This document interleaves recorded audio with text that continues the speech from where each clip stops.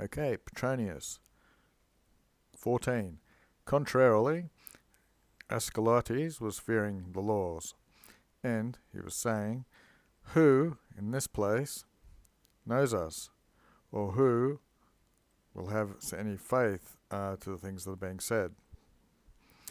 To me, clearly, it's pleasing to buy, although it's ours, that we know it's ours, to recuperate rather this treasure with a small bit of bronze, like a copper coin or something, than to descend into litigation, which is an ambiguous outcome.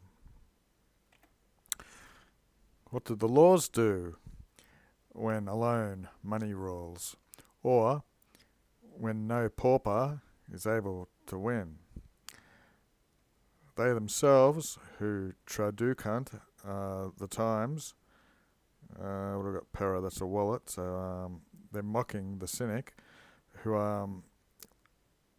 has a money bag or something, non numquent, when sometimes they alone are able to buy the truth with numises, which are coins.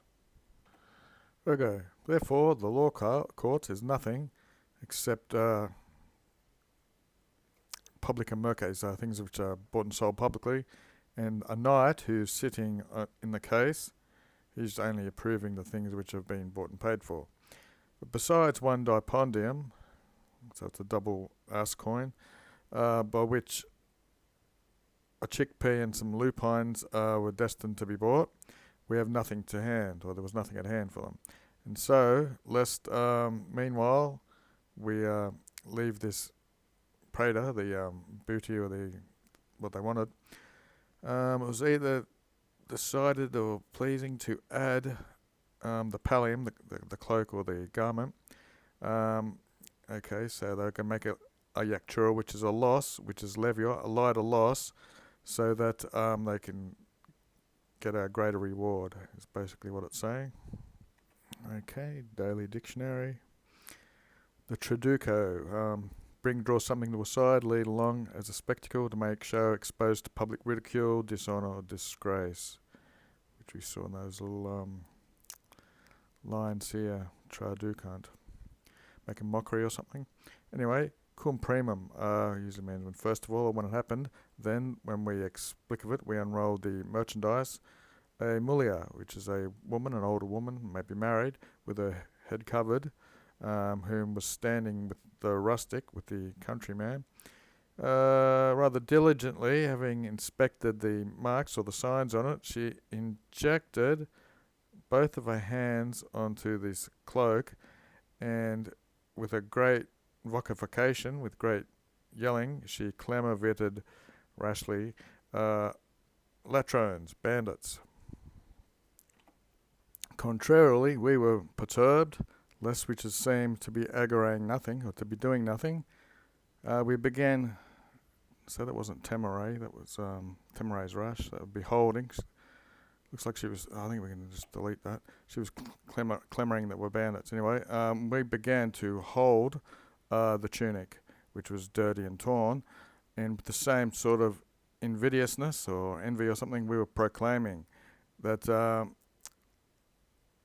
the thing which we possessed was being stolen. It looks like the spoils, the product that was theirs, their asset that they owned, they were shouting. Said, but in no type of way were the causes par or equal of the two parties, and the dealers or brokers who had confluxated to these clamour, they were ridibant, they were laughing out of habit, obviously, at our invidia. Looks like a grudging and dispute or whatever. What do we got? Because one part was claiming a very expensive vest or clothing, and this other part, ne quidem, not even something which was worthy of panniers, like rags and stuff. So there wasn't even a good reason to want this. Hinc. Henceforth, Asclepius discussed the rhythm as well. So he looks like he's stop them from laughing, who, when silence was made, next chapter, chapter 15, so it was all over these rags basically. He said, Vidimus, we see that to each person their own thing is very, very dear. It'll be returned to us, if they return our tunic to us, they shall receive their pallium.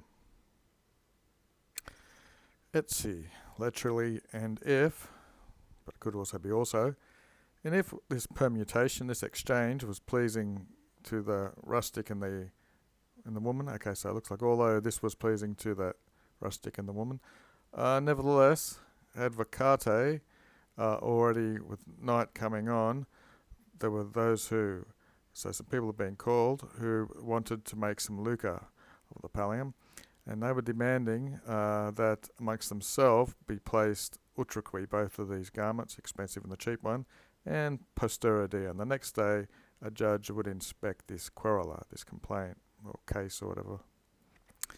Enem, for neither was the matter such, which seemed to be in this controversy, but by far it seemed to be another type of complaint, that in both parties, namely, they should be considered on the suspicion of being bandits, both parties. And so now it was decided or pleasing to sequester something, and I don't know who, but which means someone from these brokers, a Calvis, a bald dude of a swollen forehead, who was accustomed sometimes to aggregate cases, to I guess as a lawyer or something. He invaded the pallium, and he affirmed, and the next day he would exhibit it. So he's taken possession.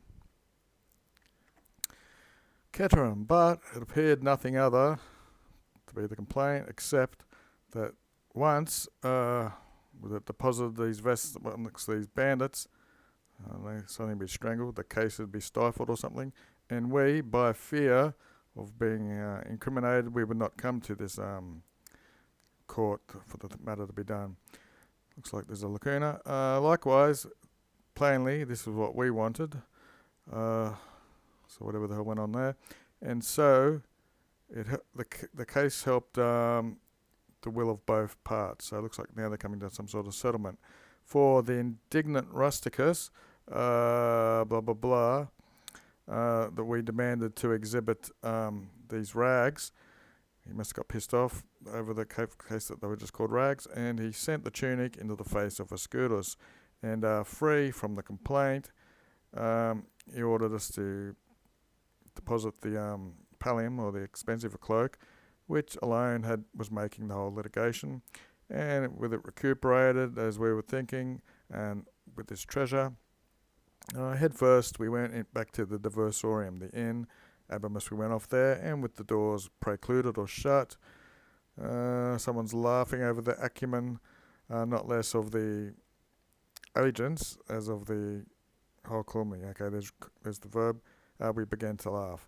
What have we got here? That's this looks like a poem or something we're ending with. Okay, so I don't want immediately to hold what I desire, lest a prepared victory, an easy victory, is pleasing to me. So they had their money returned to them. Anyway, that was the whole point, with a huge cunningness or something. And I don't know who this quote is. Usually it's quoting Virgil or someone, but maybe just the author did it.